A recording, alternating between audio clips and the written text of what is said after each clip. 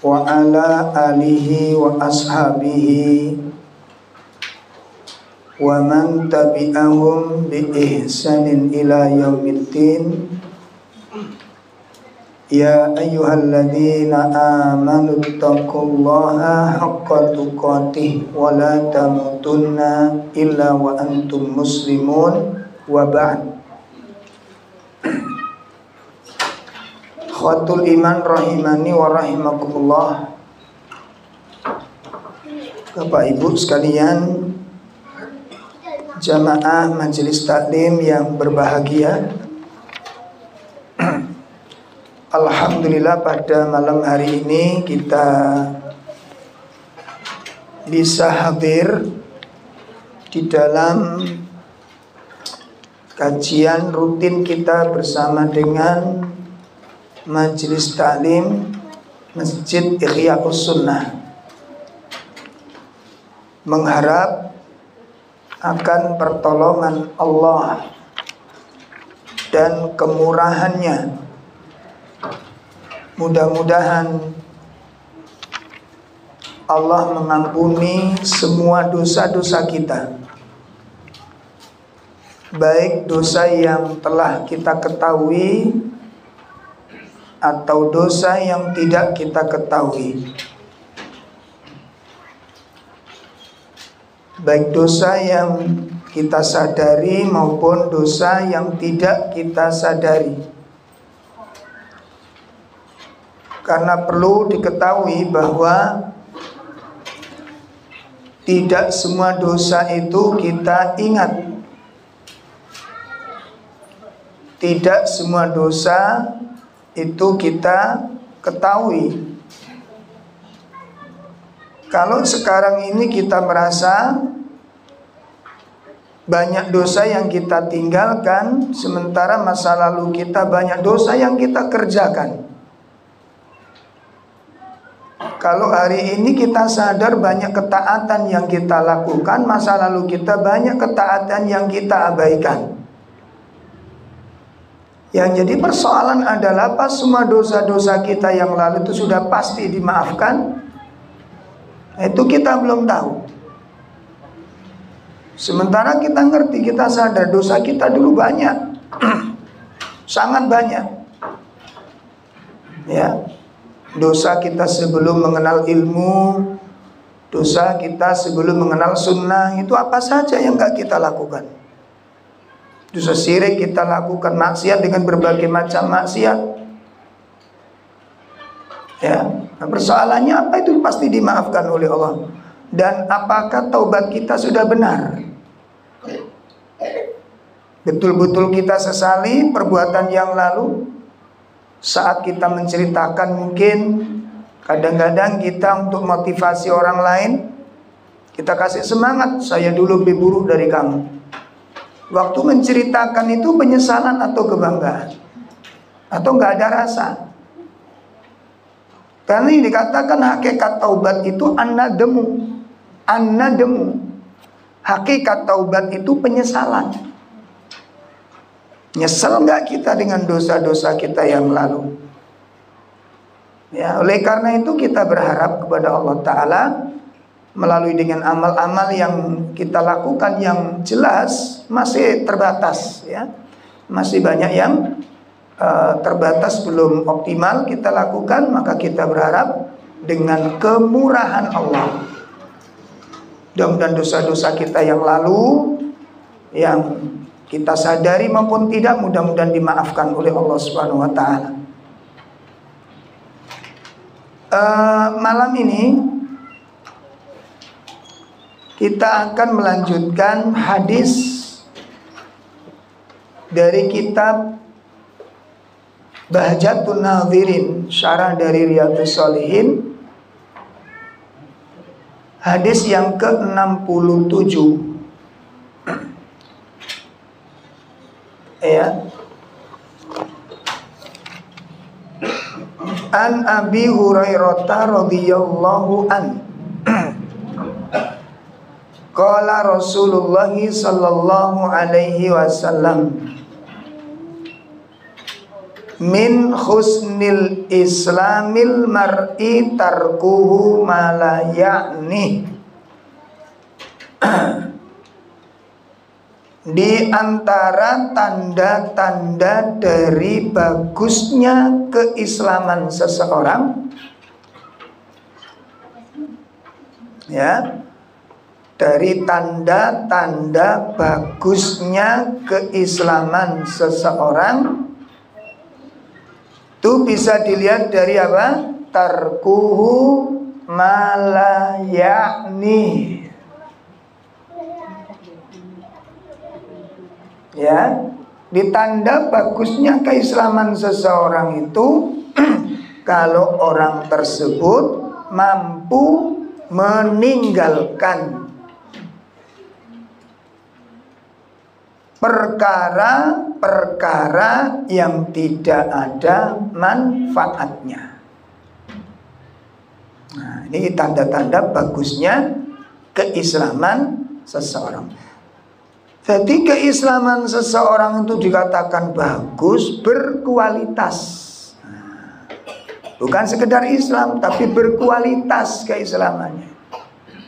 Makanya kalau wudhu itu kan Nabi mengatakan, ya, barang siapa yang memperbagus wudhunya, berarti ada wudhu yang apa?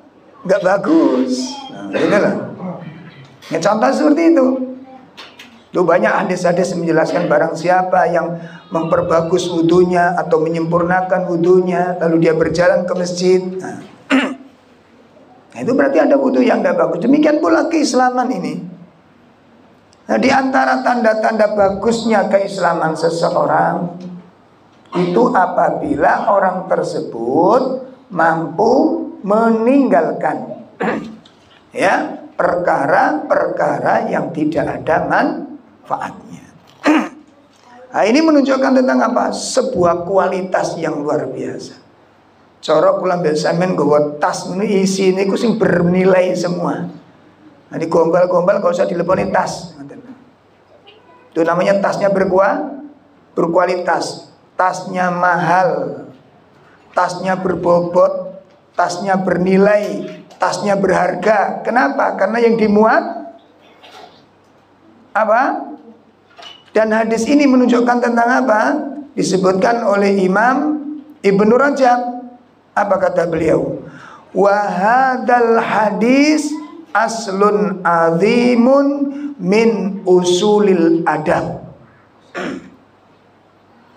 Kata Imam Ibnu Rajab, beliau mengatakan bahwa hadis ini aslun azim, merupakan pondasi yang agung. Ya, pondasi yang agung. Min usulil adab, di antara pondasi-pondasi adab. Etika karakteristik seorang muslim, dan menunjukkan tentang betapa dahsyatnya Islam itu. Jadi ini merupakan bagian pilihan, karakter pilihan, adab yang pilihan, akhlak yang pilihan. Kenapa? Karena yang nggak bermanfaat tidak dibawa. Yang nggak bermanfaat tidak diamalkan, berarti betul-betul berkualitas. Ya, betul-betul apa? Berkualitas. Mari kita simak nasihat-nasihat ulama berkaitan dengan masalah tersebut.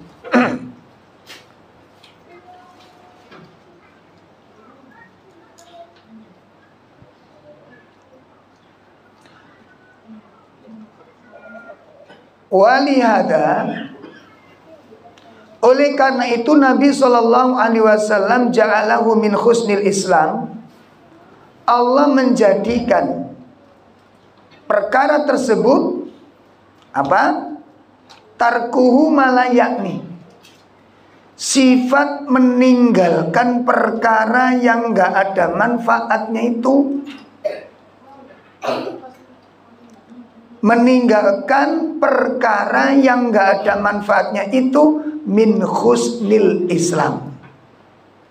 Rasulullah menjadikan sifat meninggalkan perkara yang gak ada manfaatnya itu tanda dari bagusnya keislaman seseorang. Nah, berarti kesimpulannya apa?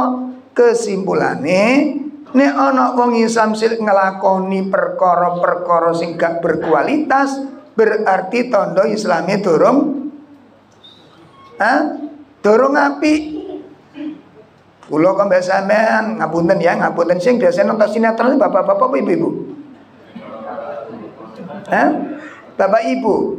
Oh jodoh. Ibu bal-balan.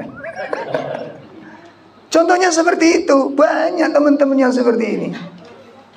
Ya, dari sinetron India ke sinetron Korea. Dari Korea ke Filipina. Dari Korea Filipina pindah lagi. Acara apa? Acara gosip. Acara gosip, acara apa lagi? Gak karu-karuan. Jadi kalau ada orang disibukkan, waktunya dipadatkan, diisi, ya, atau kita diam-diam buka-buka acara-acara sing mboten ana manfaat. Intine mboten manfaat. Intine mboten wonten manfaat. Itu tanda-tanda Islami belum bagus. Tanda-tanda Islami belum bagus. Makanya Nabi menjadikan meninggalkan perkara sing gak ana manfaat iku tondo bagusnya keislaman. Berarti berkualitas, wes ngerti hakikat hidup dia. Gak ngerti, makanya ada kelalaian-kelalaian kadang-kadang ditimpa kepada seorang, menimpa seseorang. Kelalaian-kelalaian dulu seneng-seneng hiburan. Ya, Masya Allah. Bon, ini pesan pertama dari hadis ini. Ya, faida hasuna Islamul mar'i, apabila Islam seseorang itu bagus. Ini dijelaskan, diulangi lagi sama beliau. Jadi kalau orang itu Islamnya sudah bagus, maka taroka mala yakni, dia akan meninggalkan perkara yang gak ada manfaatnya fil islami, di dalam Islam ini. Nah saya gitu tono kalau mbak sama ini kepingin Islamnya bagus apa ora? Ngaten. Nah kira-kira kalau mbak sampean duwe cita-cita apa kok ngadep nang Gusti Allah, kira-kira nggawa Islam sing model apa? Ya. Kira-kira nanti yang kita harapkan menghadap kepada Allah itu dengan membawa agama yang kayak apa? Maka disebutkan di sini, disebutkan oleh Imam Ibnu Rajab, apabila keislaman orang itu sudah bagus, dia akan meninggalkan perkara-perkara yang gak ada manfaatnya di dalam Islam. Minal aqwal, satu, dari segala perkataan. Dari segala perkataan. Jadi kita tidak umbar omongan. Nah, sekarang kan kalau ngomong sedikit, ngomongnya sekarang dengan jempolan. Saya mau ngomong niku dengan jempolan, Pak Sani. Gak dengan lisan Sani gini. Termasuk di dalamnya minal aqwal, omongan-omongan sing gak ada manfaatnya ditinggal. Sudah bisa apa belum kita? Ayo dievaluasi, ayo belajar pinter. Ya. Nomor kali wal af'al, meninggalkan perbuatan-perbuatan yang gak ada manfaatnya. Ditinggal nih. Ya, makanya jagongan itu sing ora ana manfaate ya titik-titik jagongan ini pun kata-kata. Ibu-ibu nek wonten pengajian ini pirang jam? 1,5 jam. Nah, kok sampai dur gak mulai-mulai? Mulazamah. Mungkin murojaah pelajaran yang tadi, atau ada cara lain. Makanya Imam Ibnu Qayyim niku nate dawuh. Ya, Imam Ibnu Qayyim nate dawuh, kumpul-kumpul pada muslime, ketemu pada muslime ngumpul itu keutamaan. Niku keutamaan. Namun wonten bahaya-bahaya yang mengintai. Loh, jadi mboten dilarang kumpul-kumpul sama teman, kumpul-kumpul sama sahabat, ketemu berkumpul berapa orang, 5 orang, 6 orang, 7 orang. Niku perbuatan yang mulia kalau sesama kaum muslimnya. Namun ada bahaya-bahaya yang mengintai. Napa mawon? Siji, ngeling-eling niki sing suka kelompok-kelompok niku. Kan kadang-kadang kita jagongan toh. Nggih, nate jagongan jadi. Mboten. Oh, pernah. Ya, jagon-jagon 6 orang, 7 orang, gitu ya. Mboten apa-apa, Pak. Sing penting tidak terjebak dalam hal-hal yang bahaya. Itu bahayanya apa di antara kata Imam Ibnu Qayyim? Satu, apa? Memakan waktu yang di luar kebutuhan. Nah, ini memakan waktu di luar kebutuhan. Yuk dievaluasi. Ibu-ibu mari ngetero anak sekolah, kok gak mulai-mulai? Oh yuk gak ada jadwal ngaji. Nah, kadang-kadang nyangkruk di depan masjid sekolahan itu ibu-ibu. Kadang-kadang kelompok di pos satpam, muhadharah. Napa muhadharah? Ya, itu satu, menggunakan waktu yang berlebihan. Nomor kedua apa? Bahaya yang mengintai ketika kumpul-kumpul itu dari ucapan dan perbuatan ini. Ya, banyak basa-basi. Banyak basa-basi. Nomor 3, banyak bergurau yang tidak ada nilai terbiahnya. Biasanya kepodok niku mesti ngetokno guyonan sing enak-enak dirungono. Sitok ngetokno dagelan sing sitok nggak mau kalah. Lho, ngoten. Tunggale di grup lah ngoten. Itu stiker lucu sing sitok ngetokno stiker liyan sing luwih lucu maneh. Lho, ngoten. Sitok ndolekno lucu sing maneh. Nek gambar wong sing elek, ndolekno sing luwih elek maneh. Lagi elek-elek gambar ngoten iki. Itu dadi guyonan pun dadi enak seger ngoten. Itu termasuk perkara-perkara sing perlu napa? Hindari. Manfaatin apa? Mungkin disimpulaken, Pak. Engko ngene kan gremet ta, Pak? Tengah kan gremet. Gremet itu napa? Mau sore ngono tok gak oleh. Lah ngono ta? Lagi mana? Lah terus mosok kenceng ae wong ini. Nanti kok tegang ya, mboten mangke wonten pembahasan iki ambek nggih. Nggih. Nah, itu. Banyak apa? Bergurau. Nah, ketika sudah bergurau, guyon, seneng panjang, itu kita nggak ngerti bahaya. Rasulullah SAW mengatakan, la takthirud dhahik. Jangan kalian banyak tertawa. Fa inna katratad dhahik tumitul qalb. Karena sesungguhnya banyak tertawa itu bisa mematikan hati. Karena orang-orang yang hidup bebas, gak kepingin terikat agama niku, target uripen golek seneng-seneng, Pak. Di antara hiburan-hiburan, banyak ketawa ketiwi sana. Nah, sehingga apa? Tanda dan lihat akhirnya gak mau kembali kepada jalan yang lurus. Iwu nrimo nasihat niku iwu, Pak. Ngaten lho. Nambahi taat sitok nambahi taat angel amit-amit. Ninggalno sing elek angel. Kenapa? Sudah mengalami kematian. Begitu juga dengan banyak bicara yang tidak ada nilai zikir. Ya. Makanya Nabi mengingatkan, la tukthirul kalam bi ghairi dzikrillah. Jangan kalian banyak bicara tanpa ada nilai zikir kepada Allah Ta'ala. Fa inna kathratal kalam bi ghairi dzikrillah qaswatal qalb. Orang yang banyak berbicara namun bicaranya tidak ada nilai zikir, maka itu menjadi penyebab kerasnya hati. Nah, ngaten. Makanya orang-orang yang seperti ini rata-rata Pak siwuh iwuh nerima nasihat. Ya, iwuh nerima nasihat. Mangko ana ngrungokno ngaji ngenten atine iku mboten seneng. Atine iku mboten seneng ngrungokno nasihat iku mboten kuat. Atine mboten kuat ngrungokno nasihat. Makanya kalau kadang-kadang nek diundang tiang-tiang napa ngisi walimaan, ini kalau batasi mboten tuwa-tuwa paling banter setengah jam ngoten. Golek 10 menit ngono serik kabeh gorokane wong-wong niku. Nggih, mugi-mugi sehat nggih. Amin, amin, amin. Dadi kami niku gak kepingin mlebu swarga mboten. Muduna karepe ku ngono. Cuma dilafadzna melalui amin. Protes itu dengan menggunakan apa? Amin. Mugi-mugi sehat nggih. Amin, amin. Ngono suwatu. Ngono niku. Iku kudu ngerti Ustaz iku. Iku pegel ngrungokno nasihat. Lho iya, Pak. Enggak setiap orang seneng ngrungokno nasihat. Gak cok wong Islam seneng ngrungokno nasihat. Lah wong niku nek mboten seneng ngrungokno nasihat ya atos atine. Wong nasihat iku ibarat banyu. Ati iku ibarat lemah. Lah nek lemah niku gak tau disirami banyu piye nasibe? Atos.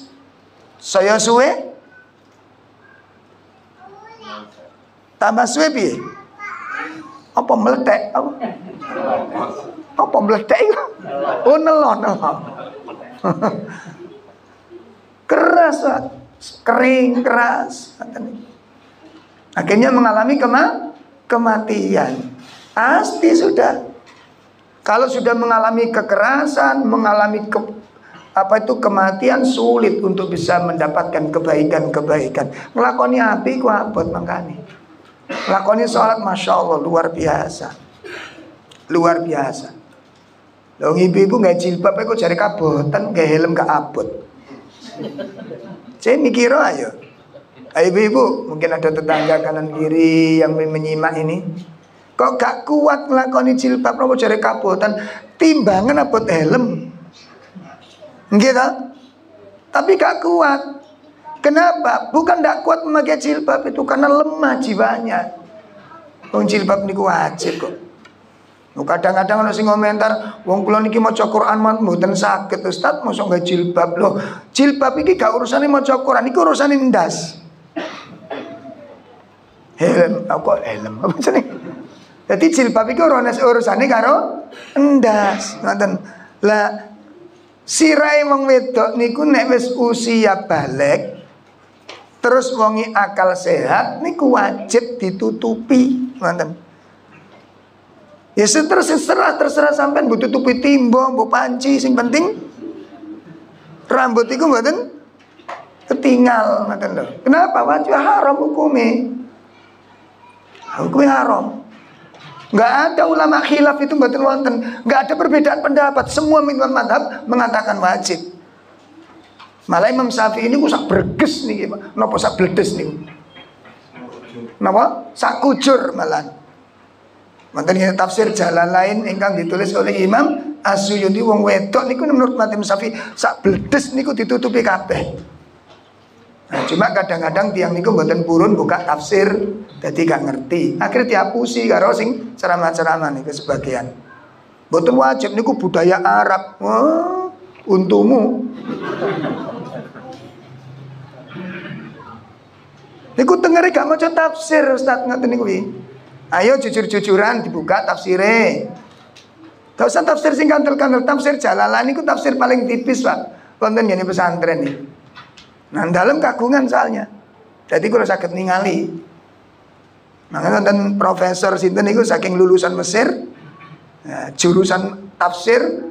Oh enggak ada itu budaya Arab, kula wonten untumu.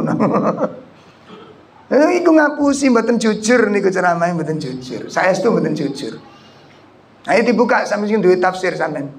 Utawa tafsir Ibnu Katsir jenengan buka nanti wonten dene surat Al-Ahzab wonten ayat 59. Ayo ibu-ibu barangkali ada tetangga kanan kiri coba dibuka niku surat 33 ayat pinten? 59 jelas tentang dawuh Gusti Allah itu tutup budaya Arab. Pun nggih. Jadi perkawis acara-acara kegiatan-kegiatan ingkang boten wonten manfaate monggo dipun tepi.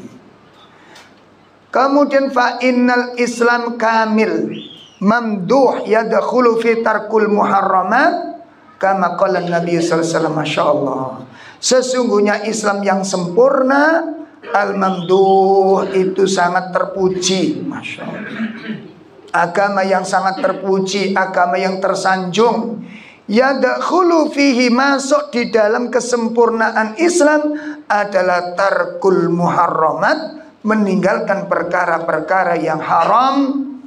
Kama qala Nabi sallallahu alaihi wasallam, sebagaimana yang telah disabdakan oleh Nabi sallallahu alaihi wasallam, al muslim man salimal muslimuna min lisanihi wa yadihi. Seorang muslim yang benar, muslim yang sejati adalah orang muslim yang lainnya selamat dari lisan dan tangannya. Pengertiannya pripun? Muslim yang sejati itu adalah muslim yang tidak menyakiti muslim yang lain, baik dengan lisan maupun dengan perbuatan. Dan makanya kalau sama nih ngaji tenangnya, dan kita dijagi siji ucapan-ucapane, omongan-omongane. Bapak-bapak omongane ditoto karo sing wedok, omongane wis lembut napa dereng, sing rumangsa kasar istighfar sing kathah niku maksiat.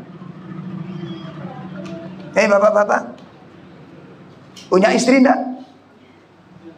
Yang kedua belum ya? Mulai.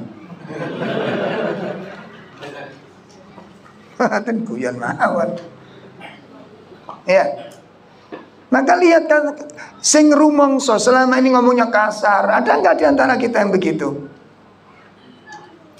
Apa ini layak diucapkan oleh seorang muslim yang setiap waktu berwudu dia berkumur-kumur, dia cuci mulutnya ini?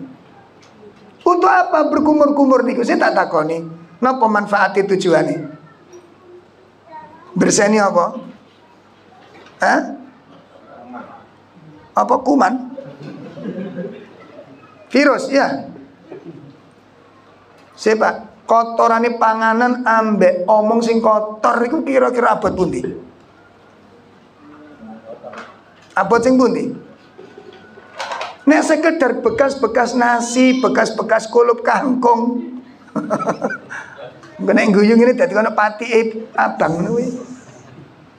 Itu kita malu dengan itu, lalu kita kotori dengan kata-kata yang tidak bagus. Nah, menyakiti orang lain saja nggak boleh pernah menyakiti istrinya sendiri. Termasuk ibu-ibu. Nah, ngaten, aja merasa aman. Ada nggak kira-kira ibu-ibu itu kalau ngomong sama suaminya kasar? Aku takon ibu-ibu. Iki jenenge wong lanang lambe wedok.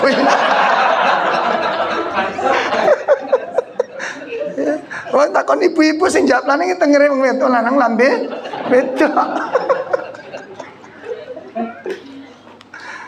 Sing rumangsa sinten nggih mawon, matur kali tanggane sing penak. Kenapa? Itu tanda bagusnya agama kula mbek sampean. Ngaji yang ngono yang ini kono oleh ketok Pak oleh. Tutur katanya bagus. Manten. Tutur katanya bagus. Ini tanda keislaman seseorang, bagusnya seorang muslim. Makanya seorang muslim sejati, muslim sejati itu man salimal muslimun, ya, yaitu orang muslim yang lainnya selamat min lisanihi wa yadihi. Muslim yang lainnya itu selamat dari gangguan lisan dan tangannya. Berarti apa kesimpulannya?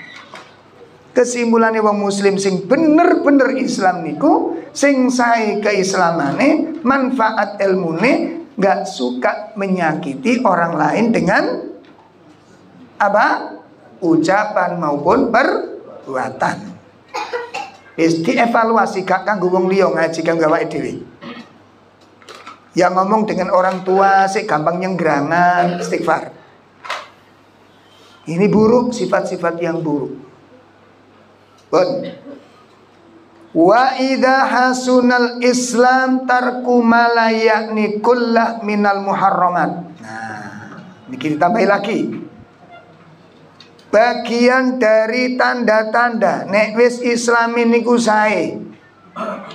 Ilmune cumepak ning atine niku meninggalkan perkara-perkara yang tidak bermanfaat. Kulluha, semuanya ditinggalkan. Semua ditinggalkan. Minal muharramat, dari perkara-perkara yang diharamkan. Apa ae kira-kira sing diharamaken niki? Wal mustabihat, perkara-perkara syubhat sing remeng-remeng gak jelas halale, tinggal. Ku tanda-tanda bagusnya keislaman seseorang. Ya, wal makruhat, masya Allah, wal makruhat, perkara-perkara makruh, perkara-perkara yang dibenci walaupun tidak haram, walaupun tidak haram, tinggalkan. Wong itu nggak disukai. Ya, kemudian apa? Wa fudulul mubahah allati la yahtaju ilaiha, dan perkara-perkara mubah yang berlebih-lebihan. Perkara mubah ini apa, Pak? Boleh dilakukan seperti olahraga. Olahraga itu boleh, tapi ojo berlebihan. Ya, sampean tunggali sepeda pancal iku sing ana sepeda goes ana. Ana sing nggawe sepeda goes. Betul mboten? Pura-pura apa piye? Ya, sepeda goes itu secukupnya 1 jam 2 jamnya cukup. Muter-muter di perumahan, muter, giling, sampai istrinya diajak, anak-anaknya diajak. Tak masalah, muter-muter di perumahan. Nanti 1,5 jam pulang, sudah selesai. Sengeringet, awak wis napa jenenge? Wis cukup, ngoten. Cuk sampai muter teng puno daftar, ono agendai. Ngalang-ali pengajian rutin.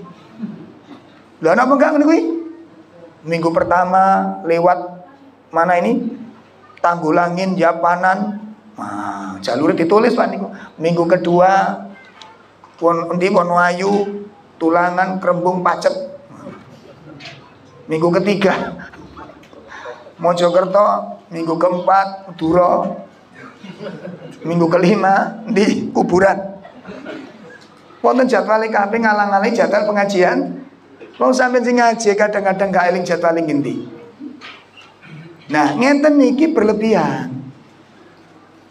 Jelas nggih? Ngeten iki berlebihan. Enggak usah bulu tangkis. Ya wis bulu tangkis, yang penting keringet, olahraga sama teman-teman. Enggak usah sampai tengah malam, sampai setengah 12 tengun-tengun ning kono, warung ngopi setengah 1 get mulai iku lha opo ngono kuwi nggih Pak piye. Jelas ini Pak? Dimanfaatne sing sae. Anten sing hobi mancing mboten? Kesuwen sampean mancing kesuwen. Tulinan mbek Pak Wader. Kesuwen wong duwe nang pasar ku dilus oleh kok. Ngenteni denger. Ya Allah melekan geng-geng maca Quran pirang lempir iku Mas sampean.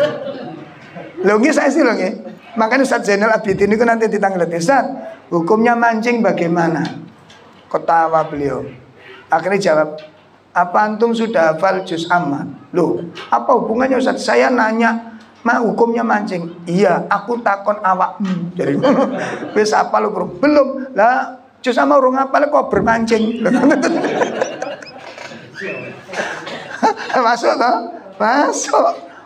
Lah juz amma gak hafal mancing kok kober sampean ayo. Ya, cobalah sing apa sih masalah manfaatnya ya. Saya itu punya teman Masya Allah sopan mancing minggu. Padahal gak tahu oleh Pak. Gak tahu oleh. Enggak. Wong saya pulang pengajian itu jam 9. Kalau malam minggu ngoten niku mesti mancing kok, enggak mesti mancing. Berangkat ngoten. Berangkat dong. Enggak anu Ustaz. Oke, ora mikir lah semangat mancing.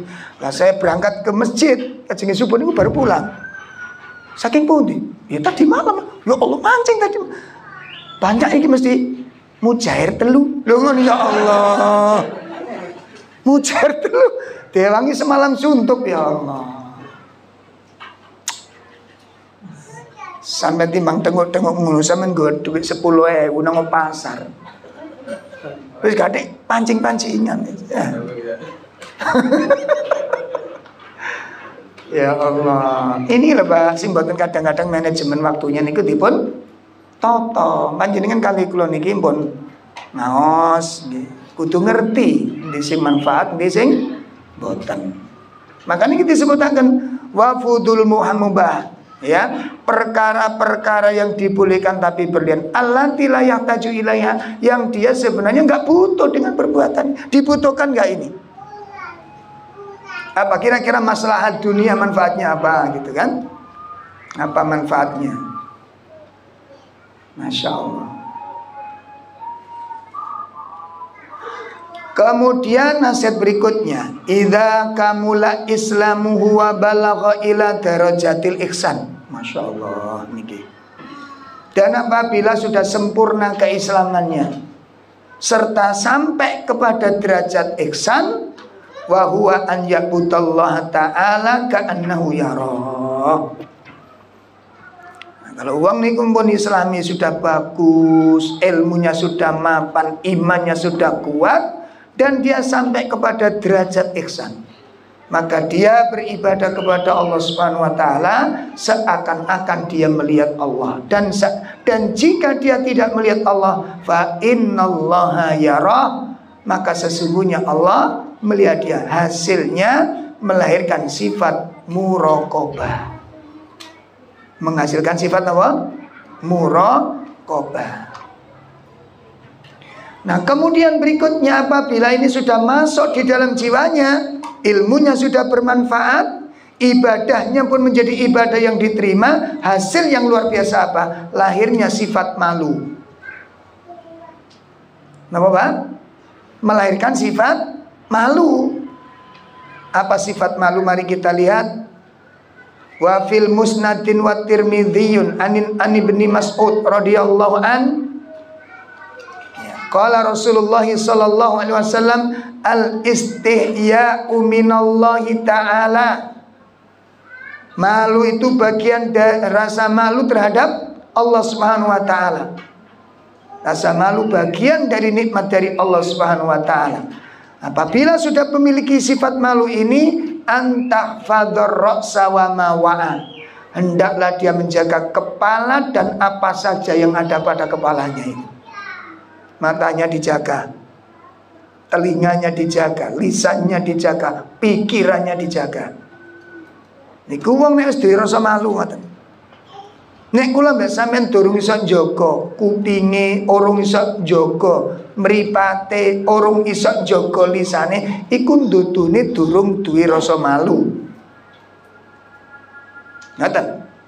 Sik durung duwe rasa malu.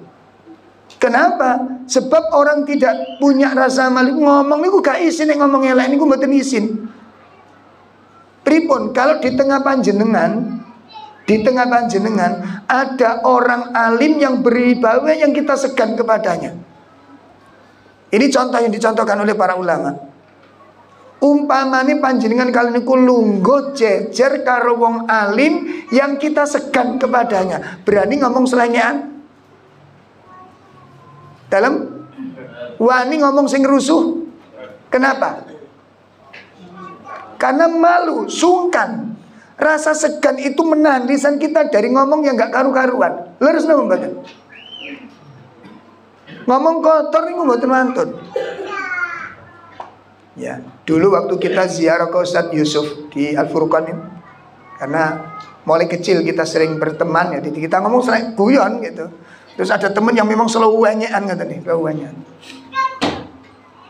Begitu kita kumpul di ruang tamunya Ustaz Aun, ditemui Ustaz Yusuf itu, Ustaz Yusuf bilang, ada Ustaz di dalam. Diem semua Pak, padahal Ustaznya nggak ada itu. Di luar nggak ada, cuma ada di dalam. Ustaz bilang, ada Ustaz di dalam.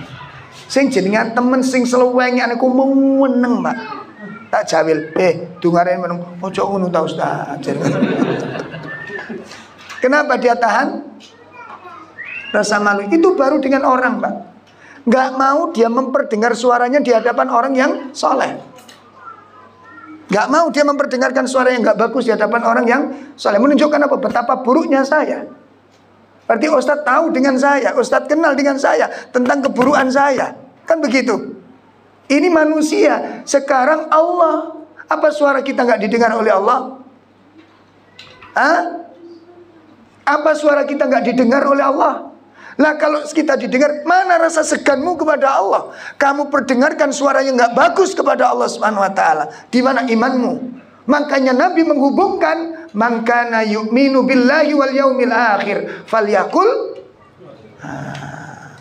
Ucapan yang baik. Kenapa? Itu ndotonyo kamu nggak iman kepada Allah. Imanmu belum benar. Imanmu belum benar. Makanya doa jadikan standar itu. Iman kepada Allah dan iman dengan akhirat. Hubungannya dengan ini, Pak. Berarti imanmu dengan akhirat dipermasalahkan. Kenapa? Omongan kotor itu enggak mengandung dosa, apa enggak dibalas oleh Allah? Hah? Omongan jelek itu enggak dibalas oleh Allah? Makanya kadang-kadang ada orang-orang yang sekarang ahli hadis, kenal hadis, omongnya kasar sekali. Kita ingkari kealimannya. Kita ingkari kealimannya. Karena orang yang alim itu lebih hati-hati ngomong itu, Pak. Menjustis ini nggak cocok dengan dia, dijustis semuanya. Ini omongan siapa? Ini alim yang coba baca kitab-kitab ulama. Semakin alim orang itu, semakin tinggi nilai ilmunya. Kalau ngomong itu semakin gak sembarang. Nuduh itu gak sembarang. Kita ingkari kealimannya. Wallahi dia bukan orang alim. Wallahi dia bukan orang alim. Wallahi dia bukan orang alim. Orang alim niku semakin tinggi keilmuannya, semakin tinggi rasa takutnya, semakin apa? Hati-hati berbicara. Gak sembarangan dia. Apalagi menjustis, menghukumi sesuatu. Hati-hati, Pak.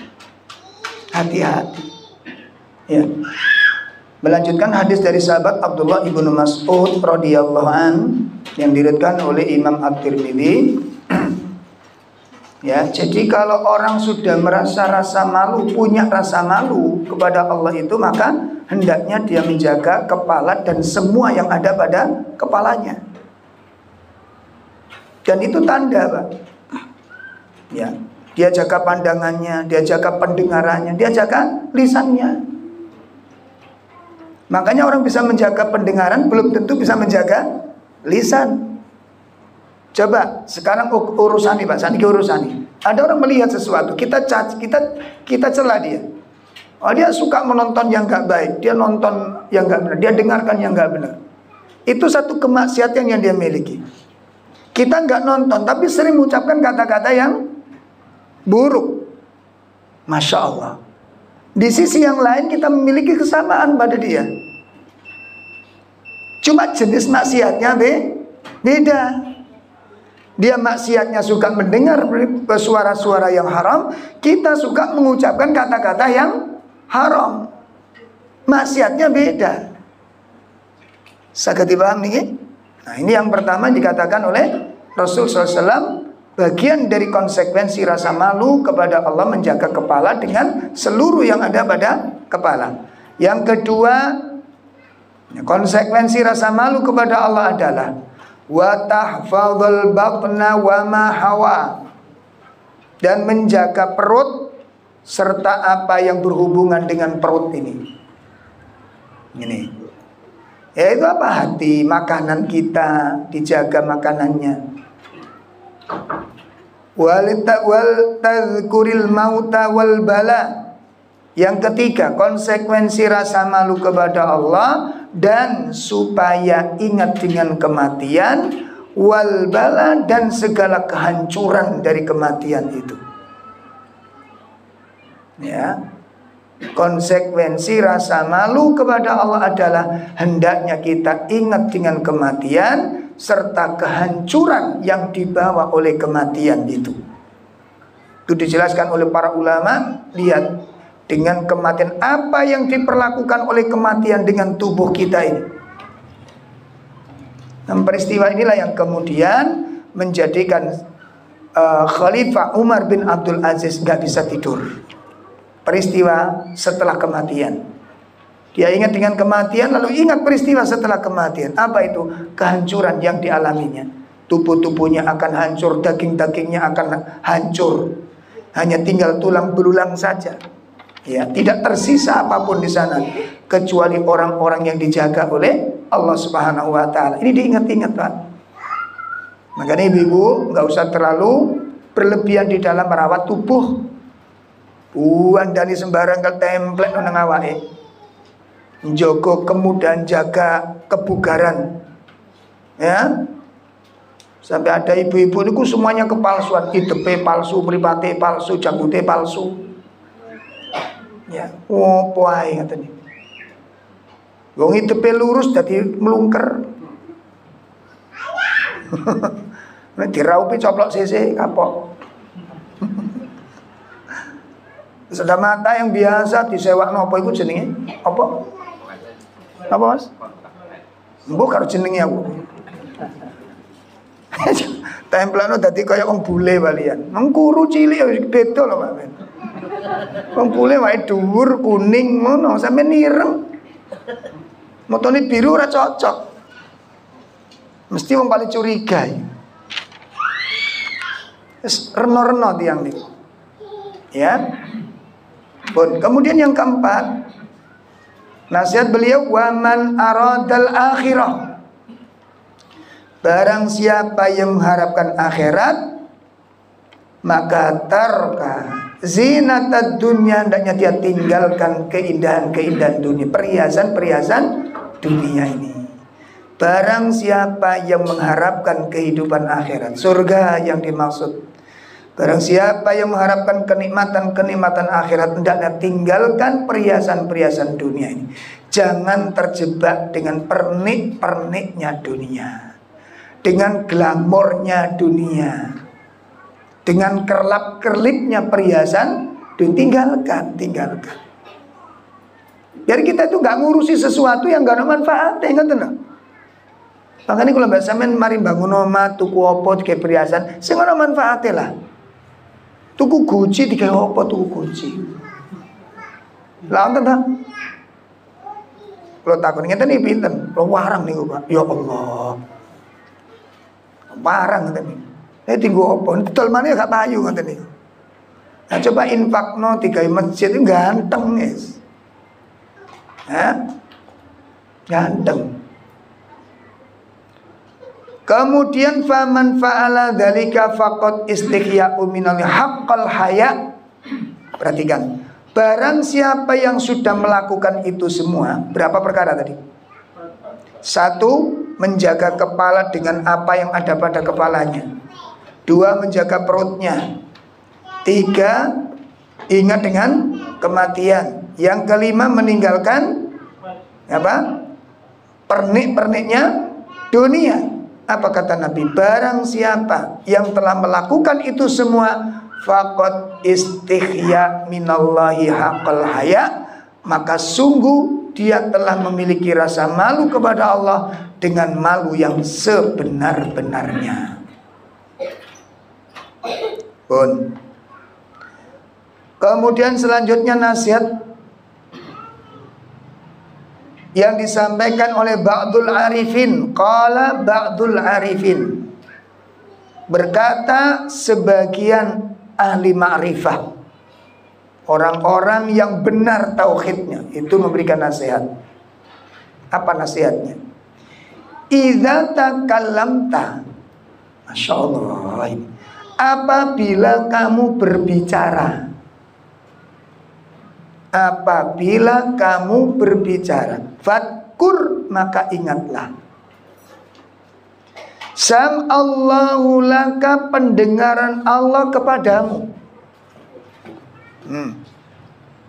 Ingat kalau ketika kita bicara, ketika kita ngomong, apa itu memanggil, apa itu menjawab panggilan, apa itu bertanya, apa menjawab pertanyaan, fadkur, ingatlah. Apa yang perlu diingat? Sam'allahu laka, pendengaran Allah kepadamu. Suaramu itu didengar oleh Allah. Ingat itu.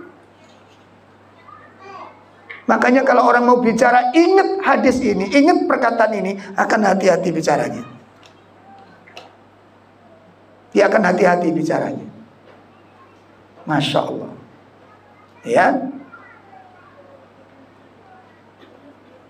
Nasihat yang luar biasa ini dari Abdul Arifin, Ba'dul Arifin. Sebagian ahli makrifat mengatakan apabila kamu bicara, ingatlah tentang apa tadi? Pendengaran Allah terhadapmu. Sebaliknya apa? Wa idza sakat, apabila kamu diam. Sampai diammu. Lihat, sampai diammu. Ketika kamu diam, enggak jawab, enggak ngomong, enggak komentar, apa? Fatkur, ingatlah. Apa yang perlu diingat? Nadharahu ilaika, pandangan Allah kepadamu. Allah ngelihat kamu diam itu dalam hal apa? Karena diam itu bisa jadi maksiat. Gimana? Diam itu bisa jadi maksiat. Kalau salah letaknya diam itu bisa maksiat. Seperti mendiamkan pasangan melebihi tiga hari. Diam aja gitu.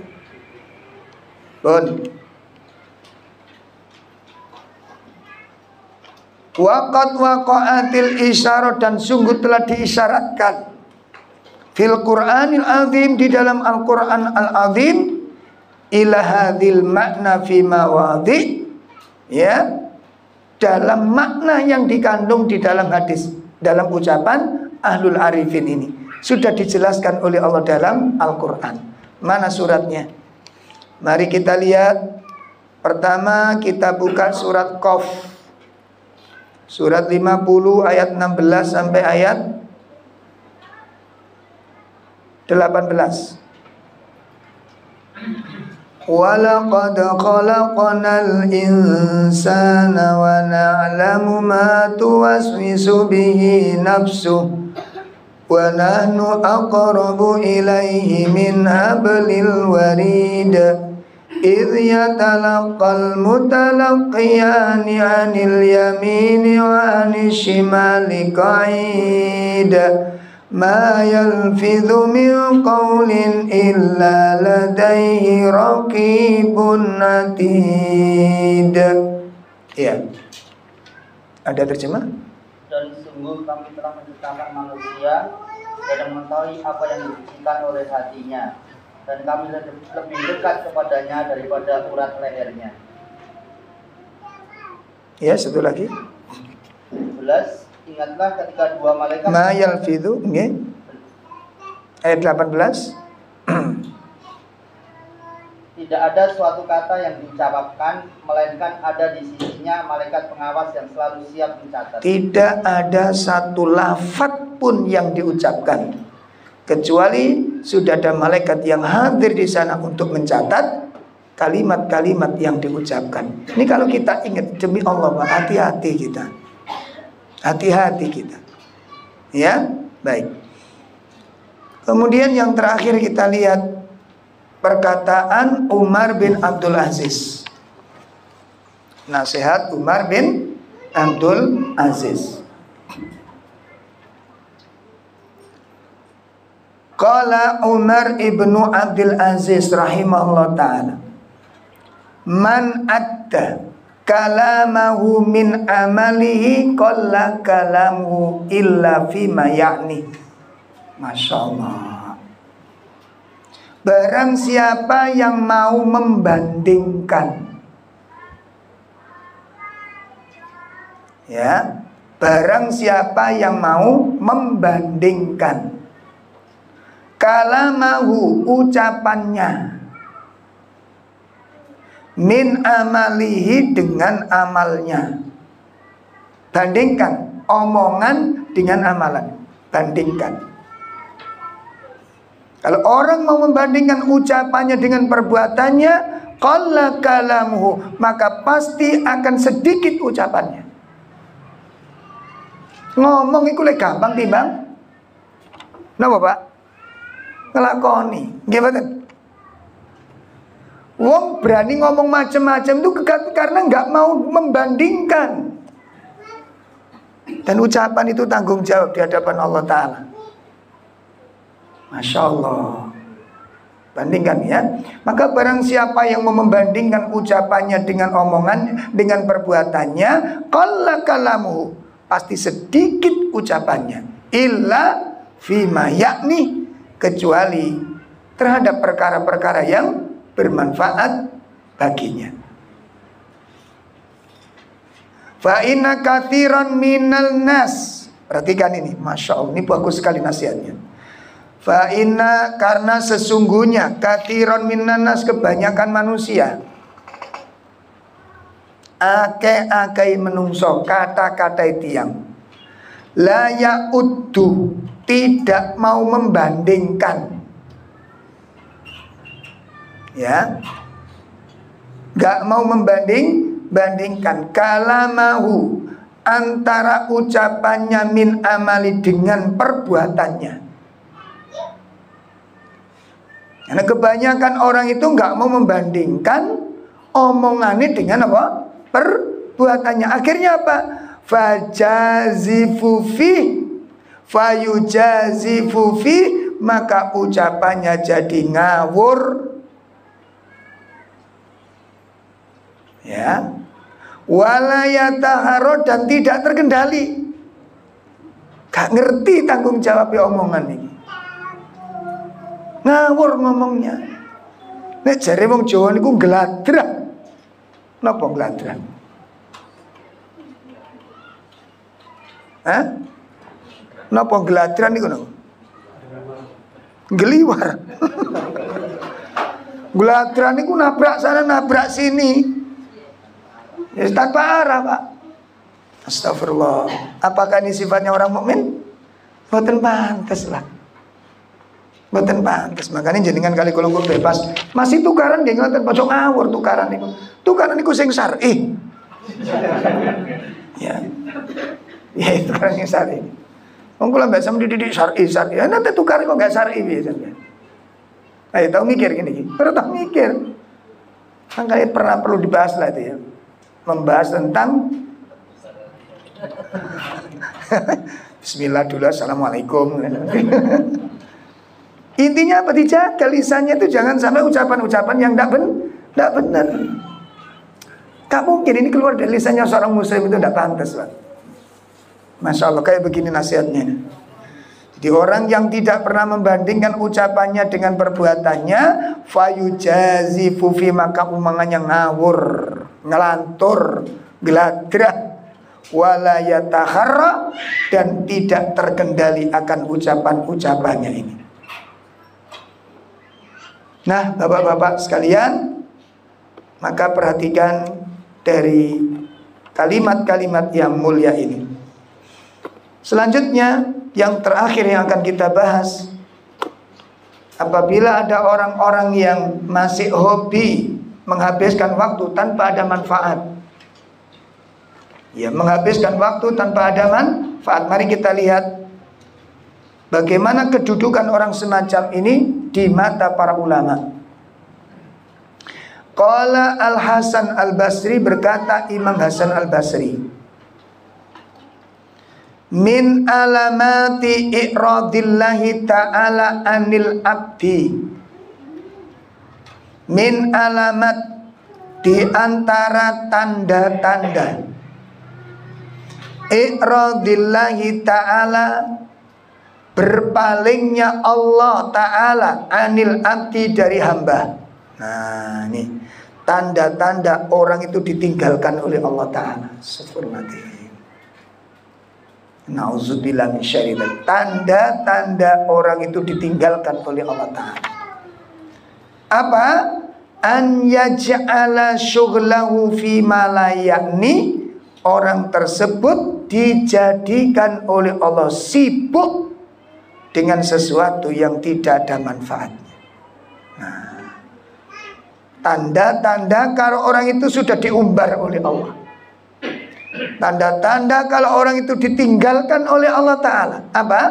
Allah jadikan dia orang-orang yang sibuk terhadap sesuatu yang gak ada manfaatnya. Nah, makanya ibu-ibu blojo-blojo sak blonjo nang cepet mulai. Ojo mulak ngene toko ngoten. Napa mulak niku napa? Hah? Apa mulak nih? Nggih, lah wong tuku susu sak kerdus ngeten mawon sak jam apa leren meres dhisik. Ternyata apa? Delok-delok, Pak. Ngoten delok merek iki, delok rego iki, delok barang ki saiki regane pira, ngoten niku. Ya gak apa-apa nek sampeyan kate dagangan ngono lho. Oh, dagangannya ora. Ya. Bulet niku lho kadang-kadang napa nggih. Wonten tiyang sing bulet ngoten. Atau bapak-bapak, mas-mas iki sing nom-nom iki, nah atus aja bulet-bulet. Sangat gak bagus berlama-lama di kamar mandi, itu termasuk ciri-ciri yang tidak bagus, sifat-sifat yang tidak bagus. Pengatus model awake sampe niku urane pirang meter sih. Terus ngeduse ya apa, nggosoke ya apa sih?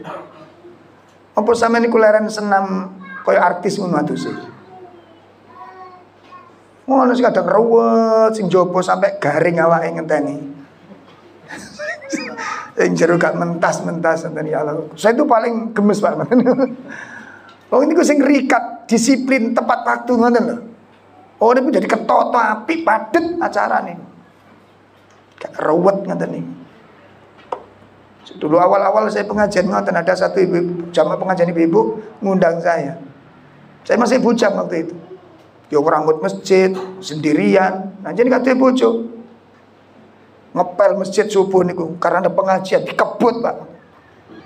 Masa kompor cuma satu lah. Ibu-ibu kan kompornya telu nih. Gak mateng-mateng nih. Begitu sampai saya naik itu 3 kali Pak naik itu. Dari Sidoarjo ke Krian, dari Krian ke tempat tersebut itu 2 kali. Itu on time suwe ngoten niku. Makanya pagi saya peruput berangkat. Begitu tuh ning kono ngaji niku jam 8 jare. Nek kono belas ora ono wong. Malah sing doa mau rong adus. Lho, Ustaz menduki lho. Jam pinten? Jam 8 lho. Jam 8 ngono. Lah, gundulmu Bu ngono lho. Saya datang itu ternyata punya rumah itu belum mandi. Lah terus saya jam 8 lho. Saniki jam pinten? Lho jam 8 niki. Wong saya berangkat tak propot. Mbok wong irek ngono. Kemes kilo apa sih dibahas? Gak mari-mari Pak. Sampai jam 9 kurang seperempat baru teko situ klunu teko ngono niku. Gemes. Pun Bu, enak jam pinten kula nyutin jenengan mawon kula ngono. Nggih Ustaz esuk masak. Lah njaluk jam pira ngono lho Bu? Munio jam pira aku teko Yamono ngono. Aku iki sok ngeramut dhewe awakku nek sing ngene sampean sing ngeramut ngono. Gemes kula. Akhirnya bulan berikutnya dimajukan jam 9. Jam 9 nggih, mateng pun. Nek jam 9 pun ngoten niku. Jam 9 tek saya datang. Ya ora ana sing teko, Pak. Ya Allah, jane sampeyan iki masak apa to, Bu? Ngono. Sampeyan iki masak telo tenan ngono lho. Aja watu sampeyan dang. Akhirnya saya selidiki Pak. Ketemu nang blonjo niku Pak. Blonjo niku muter ngoten. Sampai geger-geger ndase ngoten. Sampeyan iki jenenge masak apa, Bu? Kula kepingin ngecah. Nek ngecah iku kangkung utawa sawi. Ojo nyekel terong. Wong kan ngecah nyekel terong. Terong iki piye? Sampeyan niku kepingin apa? Ngono lho. Kan jelas Jelas apa ora sayur kuwi? Nek asem iku sing kena diasem iku iki. Jelas, kangkung, ngono lho. Ojo kekir-kekir. Gak duwe program urip. Nek bingung yo istikharah sik. Tunjukkan aku hari ini masak apa ya Allah, ngono lho.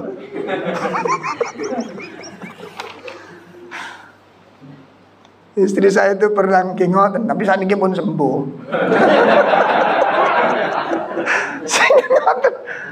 Jangan masak apa, mesti mari metu sak jam niku mulai gak nggawa apa-apa. Lho, jare itu bingung masak apa, sik, lungguh sik. Saya metu sak jam. Wis masak sembarang tak pangan ngono. Lah kok sampe arek-arek garep wis istikharah. Nguyuk. Istikharah. Ternyata di situ Pak muter. Kemarin wis mari bulet, mari mulai niku gak langsung mulai kepethuk tanggane nggawa bayine, putune mandek. Iki sapa iki putune sapa? Mandeke niku lho. Jadi sensus dah ini. Lah ini kira kengangguran sih. Bu, ibu, saya melek. Kayak pun dilem. Ayo di manajemen waktu ini. Mari kita lihat sebuah nasihat yang luar biasa nih. Betul Pak, bagus sekali nasihatnya. Ya, jadi tanda-tanda orang itu ditinggalkan oleh Allah Pak. Hah? Allah buat dia itu sibuk dengan sesuatu yang gak ada manfaatnya. Ngaten pastikan ibu kalau keluar itu pastikan ada manfaat. Karena kadang-kadang tonggon jenengan itu menganggap jenengan itu orang sibuk gitu loh. Tetangga itu menganggap jenengan orang sibuk, sering keluar, baru datang lagi, balik lagi. Jane ora opo ngono lho. La opo. Harus perhatikan dengan baik. Nah, kemudian apa? Kita lihat tafsir. Ini yang luar biasa nih Pak, Masya Allah. Tafsir surat Al-Baqarah ayat 101. Dijelaskan oleh Syekh Nasir As-Sa'di. Ya. Al-Baqarah ayat yang mau? Hah? 100?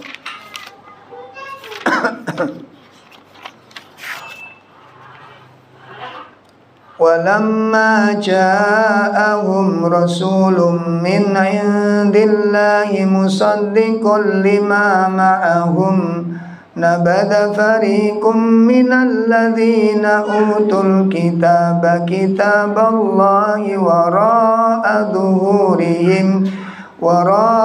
dhuhurihim ka'annahum la ya'lamun. Ya. Maka yang sudah ketemu siapa? Surat Al-Baqarah 101. Silakan. Dan setelah datang kepada mereka seseorang rasul dari sisi Allah yang membenarkan apa kitab yang ada pada mereka. Sebagian dari orang-orang yang diberi kitab Taurat melemparkan kitab Allah ke belakang punggungnya, seolah-olah mereka tidak mengetahui bahwa itu adalah kitab Allah. Insyaallah ini tafsir ayat ini. Orang-orang Yahudi begitu ngelihat ada Al-Quran datang yang membenarkan Taurat itu, mereka lempar, mereka ambil sesuatu yang sudah gak ada manfaatnya. Dilempar sesuatu yang bermanfaat, yang mendatangkan maslahat, yang membawa petunjuk, yang menjadi kunci kebahagiaan keselamatan, dia lempar. Dia ambil sesuatu yang gak bermanfaat. Ketika menafsirkan ayat ini, apa kata Syekh Nasir As-Sa'di? Mari kita lihat. Kita bacakan tafsir As-Sa'di, sangat bagus sekali ayat ini. Apa? Walamma kana minal awaidil qadariyah wal hikmatu al ilahiyah anna man taraka ma yanfa'u amkanahu lintafa'u bih wala yantafa'u ubtuliya bil istighal bima yadurruh. Insyaallah. Maka tatkala merupakan bagian dari sunnah-sunnah al-qadariyah dan ketetapan-ketetapan, ya, wal hikmah dan hikmah al-ilahiyah, merupakan ketetapan sunnatullah dan yang mengandung hikmah uluhiyah. Apa Pak? Ini bagian ketetapan. Anna man taraka ma yanfa'u, barang siapa yang meninggalkan sesuatu yang bermanfaat. Ini ketetapan dari Allah. Ini udah ketetapan, gak bisa berubah sudah. Itu akan terjadi. Orang yang meninggalkan sesuatu yang bermanfaat, padahal amkanahu lintafa'u bih, mestinya dia bisa mengambil manfaat tadi. Mestinya dia bisa mengambil faidah tadi. Tetapi walam yantafa'u, tapi dia tidak mengambil manfaat tersebut. Disia-siakan. Disia-siakan. Apa kata beliau? Ubtuliyah, maka dia akan diberi musibah oleh Allah. Orang yang diberi waktu untuk waktu yang bermanfaat, mestinya dia bisa ambil manfaat dengan itu, tapi dia tidak ambil manfaat, maka dia akan diberi musibah oleh Allah. Apa musibahnya? Bil istighal bima yadurruh. Dia akan disibukkan dengan sesuatu yang membawa bahaya. Allah, ini camkan baik-baik. Orang yang diberi manfaat tetapi dia tidak bisa mengambil manfaat, padahal mestinya dia bisa ambil manfaat seluas-luasnya, namun dia tidak bisa mengambil manfaat tersebut, maka dia akan diberi musibah oleh Allah, disibukkan dengan sesuatu yang membawa bahaya. Selanjutnya, wa man taraka ibadatur rahman. Perhatikan, barang siapa yang meninggalkan beribadah kepada Ar-Rahman, dia tinggalkan Ar-Rahman, dia tidak beribadah kepada Ar-Rahman, maka ubtuliya bi'ibadatil autan, dia akan diberi musibah oleh Allah dengan beribadah kepada berhala. Masya Allah, ngeri Pak. Ini lawannya, pasti lawannya. Ya, orang yang tidak mau beribadah kepada Ar-Rahman, maka dia akan beribadah kepada berhala. Selanjutnya, wa man taraka mahabbatallah wa khaufahu wa raja'ahu. Barang siapa yang meninggalkan cinta kepada Allah, dia enggak mencintai Allah. Wa khaufahu, dan tidak takut kepada Allah. Wa raja'ahu, dan tidak berharap kepada Allah. Apa? Ubtuliya, dia akan diberi musibah oleh Allah bi mahabbati ghairillah, dia akan mencintai selain Allah. Ya. Wa khaufihi, dan dia takut kepada selain Allah. Wa rajaihi, dan dia berharap kepada selain Allah. Terus kebalikannya. Orang yang meninggalkan cinta kepada Allah, meninggalkan takut kepada Allah, meninggalkan harapan pada Allah, maka dia diberi musibah oleh Allah. Dia akan mencintai selain Allah, takut kepada selain Allah, dan berharap kepada selain Allah. Selanjutnya, wa man lam yunfik malahu fi ta'atillah. Masya Allah, ini tambah serem ini. Dan barang siapa yang tidak menginfakkan hartanya di dalam taat kepada Allah. Barang siapa tidak menginfakkan hartanya untuk taat kepada Allah, maka anfaqahu fi ta'atis syaitan. Dia akan infakkan hartanya, dia akan belanjakan hartanya untuk mentaati setan. Allah. Coba dilihat, orang yang punya harta tidak digunakan infak di jalan Allah, digunakan apa coba? Nah, coba digunakan apa? Sesuatu yang membawa mudarat pada dirinya.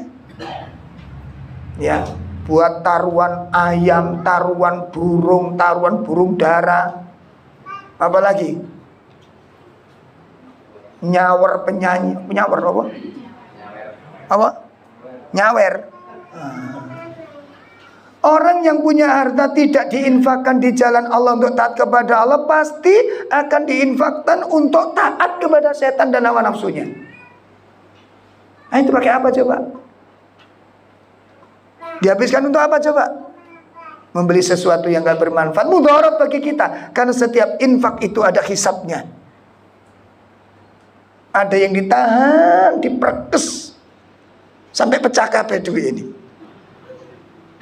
Tidak dikeluarkan. Masya Allah, itu berat di sisi Allah Ta'ala. Makanya tolong teman-teman upayakan, ngerti keadaan di sekitarnya. Selanjutnya, wa man taraka dzulla li rabbih. Barang siapa meninggalkan kehinaan kepada Allah Ta'ala, Dia tidak menghinakan dirinya kepada Allah, enggak menghibahkan dirinya kepada Allah, enggak merendahkan dirinya kepada Allah Ta'ala. Maka ubtulia, dia diberi musibah oleh Allah bidzulli lil abid, dia merendahkan dirinya pada hamba-hamba ini, kepada manusia, menghambakan diri kepada manusia, tambah hina dia, merendahkan diri kepada manusia dia. Terakhir, wa man tarakal haq, barang siapa yang meninggalkan kebenaran, ya, dia tinggalkan kebenaran, dia tinggalkan jalan yang lurus, ubtulia bil batil, dia akan diberi musibah oleh Allah untuk mengikuti yang batil. Masya Allah. Oleh karena itu, jamaah sekalian, mari kita manajemen, kita tata diri kita masing-masing untuk belajar, ya, mengambil manfaat-manfaat yang sesuatu yang mendatangkan kemaslahatan dunia dan kemaslahatan akhirat. Dan perkara-perkara yang membawa mudarat, perkara-perkara yang membahayakan, hendaknya kita tinggalkan. Bahkan sesuatu yang sekedar tidak ada manfaatnya, karena meninggalkan sesuatu, mampu meninggalkan sesuatu yang tidak ada manfaatnya, bagian dari apa? Min husnil Islam, bagian dari tanda-tanda bagusnya keislaman kita. Wallahu a'lam bishawab. Sampai di sini kajian kita malam ini, kurang lebih mohon maaf yang sebesar-besarnya. Wassallallahu ala nabiyyina Muhammad, subhanakallahumma bihamdika, asyhadu an la ilaha illa anta, astaghfiruka wa atubu ilaik. Assalamualaikum warahmatullahi wabarakatuh.